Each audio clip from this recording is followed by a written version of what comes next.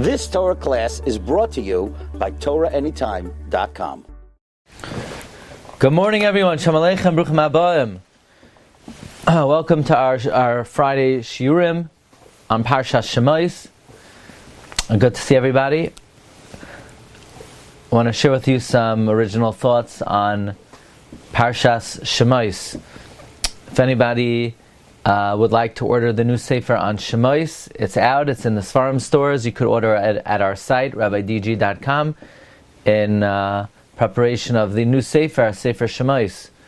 Also, we're currently working on Haggadah Shel Pesach in English for Art Scroll. If anybody would like to be mishtatef in that, please contact us, and you could have a chelek in the upcoming Sefer. Okay, it's very interesting.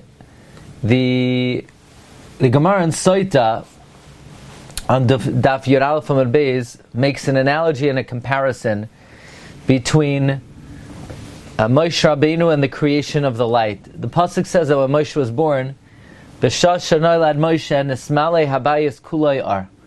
When Moshe was born, the whole house filled up with light. Ksiv hacha, here it says Vatera oisai ki toivu, and she saw him that he was good. And it says over there Vayara lekim es ha'ar ki toiv. So just like the light was called toiv, when it said that Moshe saw that Yocheved saw that the child was good, it means the whole house filled up with light. So let's take that analogy a little bit further. And that is, just like when Hashem created the light, Hashem had to hide it because He saw that it was not good for the Rishayim to benefit from that light. We do find a similar idea by Moshe Rabbeinu, where Vatitzbenai, she hid him. So that's a further analogy of the comparison between Moshe Rabbeinu and the light. Just like the light had to be stashed away, so too Moshe Rabbeinu. Next idea. It says that the maidservants of the daughter of the Pharaoh, of Basya, Holchais, they were going. And Rashi says,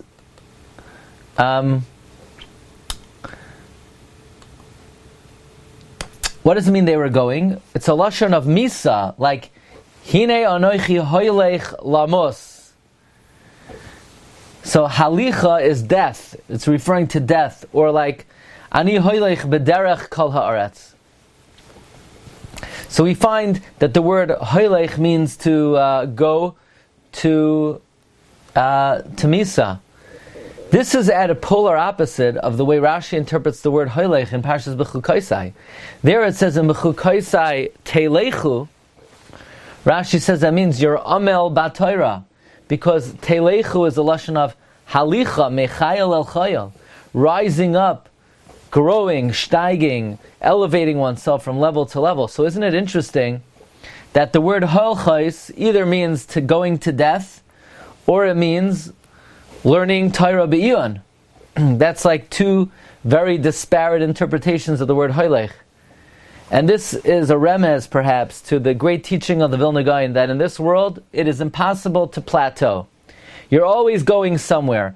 Either you're going upward, mechayel el chayel, or you're going downward, to misa. But there's no in between.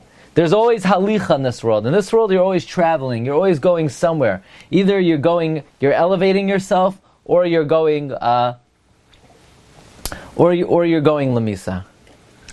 Now, Basya sees the child, and the child does not want to nurse from any of the Egyptian midwives. So Basya says, "Hey lichi es hayeled, take the child." Rashi explains that she was prophesying, and she didn't know what she was prophesying. She was saying, take your child. Hey shelichi, take your child. Take your child.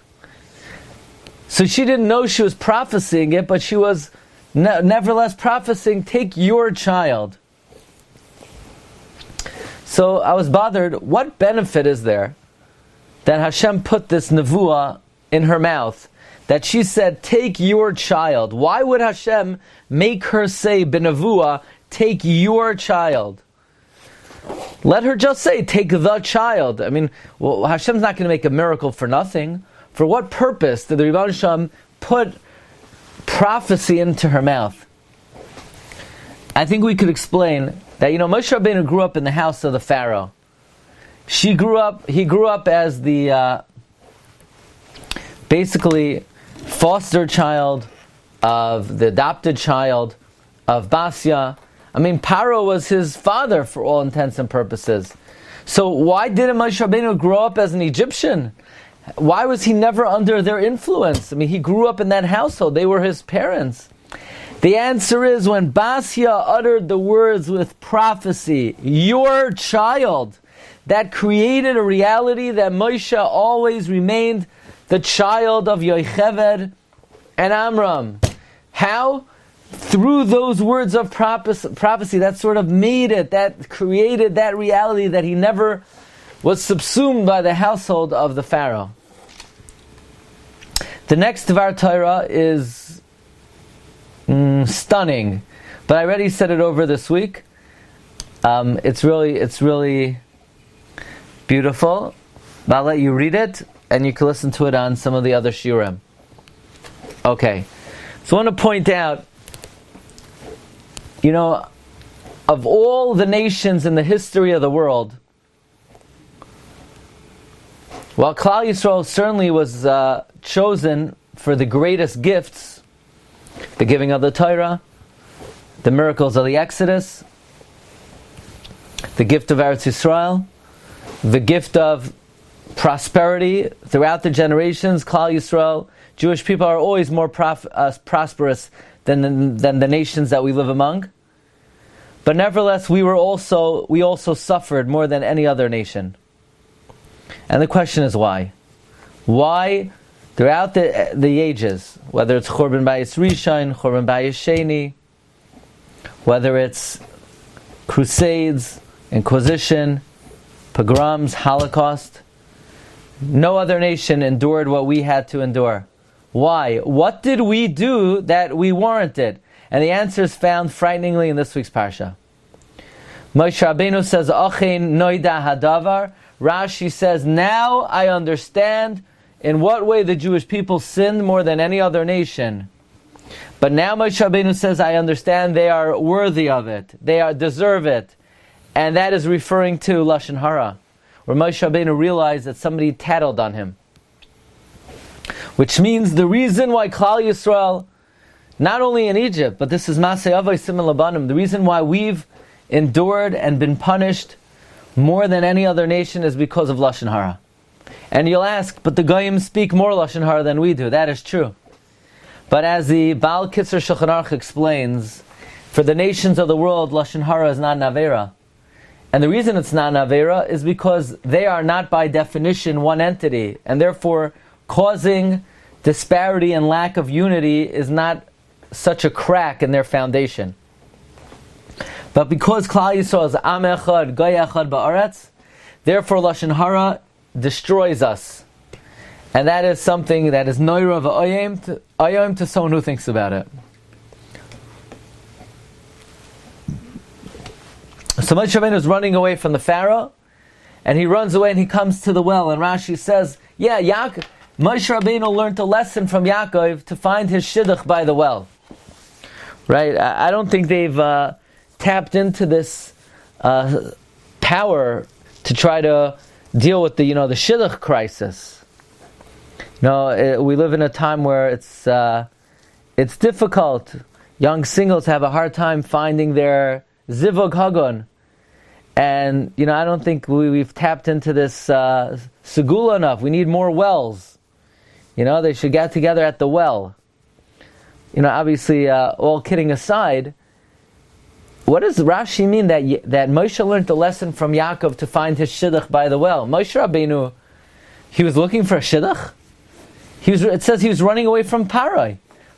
Parai wanted to kill him, and he ran away. He ran to Midian, so he lived by the well.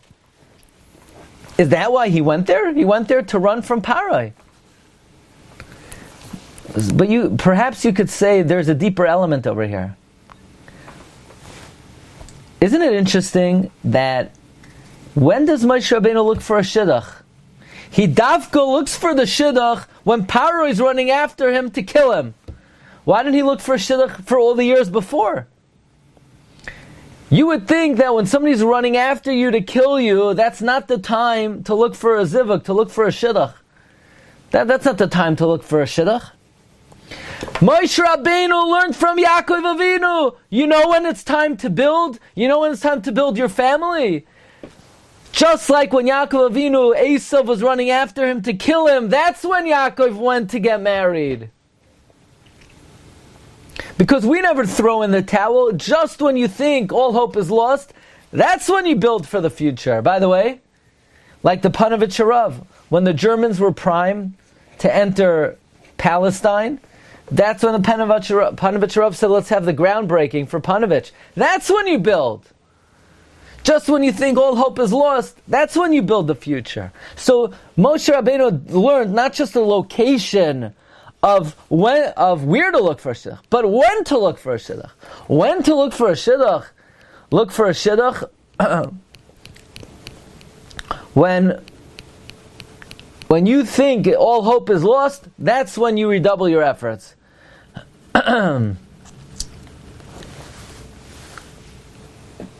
Next, Rashi brings that Moshe Rabbeinu rode on a donkey, a special donkey, ha-chamar, the special donkey. Says Rashi, the chamar that was designated, that Avram brought to the Akedah, and that the Melech HaMashiach is going to reveal himself on. So it's interesting that there are three historic events that utilize this donkey. Akedas Yitzchak, Geulas Mitzrayim, Geula HaSida. Now I know the connection between Geulas Mitzrayim and Geula HaSida. We know that Geulas Mitzrayim was the predecessor, the pre-enactment of the Geula HaSida. But where does the Akedah come in? So there's an idea that we wrote about in the book on the Yom Noram, that Hashem had a certain plan for Adam Harishon, and that failed. And Hashem gave another chance for mankind to be the Adam that God intended when He said Nasa Adam. And Avram Avinu demonstrated and showed himself that he in fact is that Adam. When did Avram Avinu demonstrate himself that way? He demonstrated himself that way when? At the Akedah. And that was fully realized in the time, and that will be fully realized in the time of the Geula HaSida. So in other words, the Akedah was a similar seminal event in world history, similar to that of the Geula HaSida. In that case, we can understand why Rashi brings in the end of the Parsha, Hashem says, Avram Avinu, Hashem, I told him, Ki b'Yitzchak yikar lecha zara, and then I told him to sacrifice Yitzchak, and Avram didn't ask me any questions. Why do you have so many questions of Lama Harayos Lama Zeh? Why is Hashem comparing now Moshe Rabbeinu to Avraham? Perhaps based on what we just said, that Moshe Rabbeinu is now paving the way for the next seminal event in world history. Namely, the Geula HaSida, by taking the Jews out of Egypt. That's the pre-enactment of the final redemption. So Avram Avinu does it in stage 1 at the Akedah. Moshe Rabbeinu begins the stage 2 of the Geula HaSida. But now Hashem criticizes Moshe. You're not fit for the job here. You don't live up to Avram Avinu. Avram Avinu was Namahar Acharai at the Akedah. And you're going to ride his donkey? You're going to bring the world to the next level?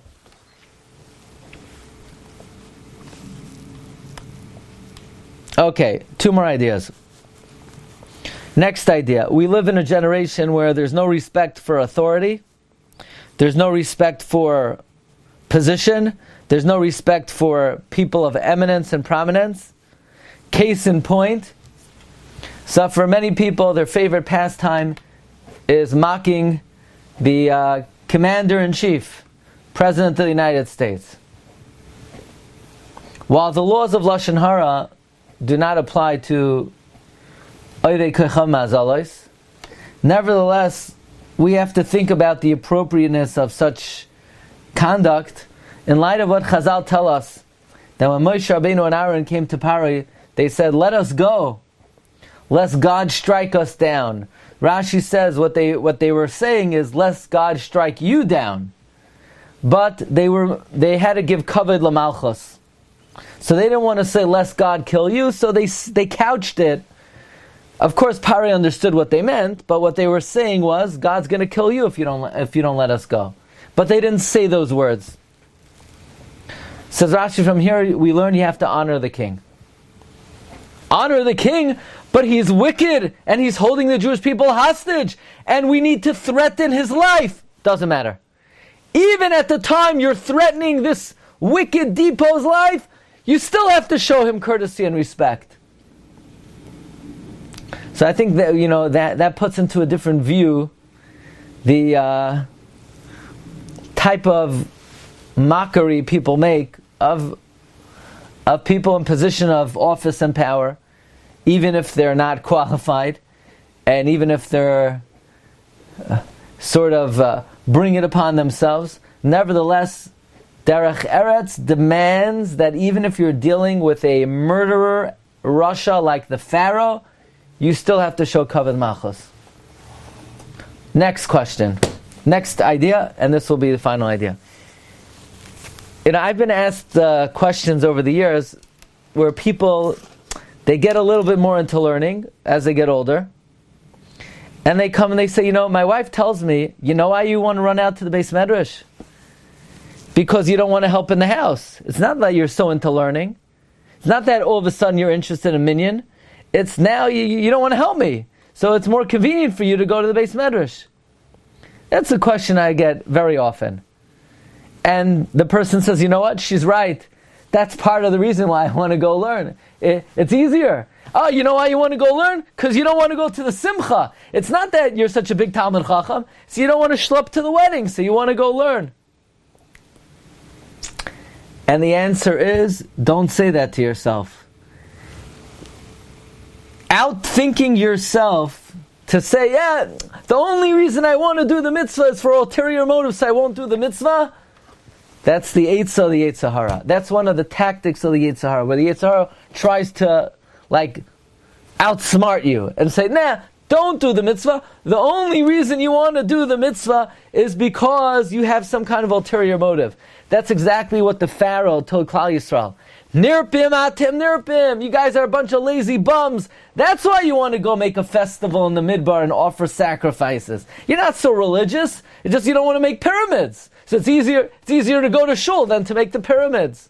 But the fact that the Torah puts these words in the mouth of the Pharaoh, and we know Paro is the Yetzer Hara, that means this is something the Yetzer Hara tells us. Yetzer Hara tells us it's not really that you want to learn, it's that you don't want to do something else. But we have to ignore the Yetzer Hara. Whatever is getting us to go to learn or to daven, we need to go and learn and daven. And don't let him question what our motivation is. Okay, now we're going to come to the next part of this morning's Shiurim. You've just experienced another Torah class brought to you by TorahAnytime.com.